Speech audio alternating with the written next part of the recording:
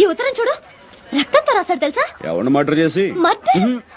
కోడినా మేకనా అని. అదే మరి, తన రక్తంతో రాశాడు తెలుసా? చూడు. అబ్బో, అంత కలర్ ఇచ్చాడేంటి? దాంతో నువ్వు మనసు పారేసుకున్నావా? నేనే ఉత్తునే మనసు పారేసుకోలేదు. నా గురించి కవిత్వం రాశాడు తెలుసా? ఆహా, గురువు గారికి అంత టాలెంట్ ఉందేంటి? ఏం రాశాడు? నాకు సిగ్గేస్తుంది, నువ్వే చదువు. అబ్బా, నాకెందుకమ్మా అంత అదృష్టం? నువ్వు చదివి వినిపించు, తరిస్తా. ప్రియాతి ప్రియమైన పద్మావతికి నిన్ను చూడగానే నేనేంటో అయిపోయాను. నాకేదో వచ్చేసింది. ఇంకేం వస్తే మాయరోగం అదే వస్తాయి. మరి ఎగతాళి అవుతున్నది. నేను చదివేది నువ్వు విను అంతే. సరే, చదువు చదువు. పద్మావతి పద్మావతి, నీ ఎర్రని మూతి చూడగానే పోయింది నా మతి, అయిపోయింది నా మనసు కోతి.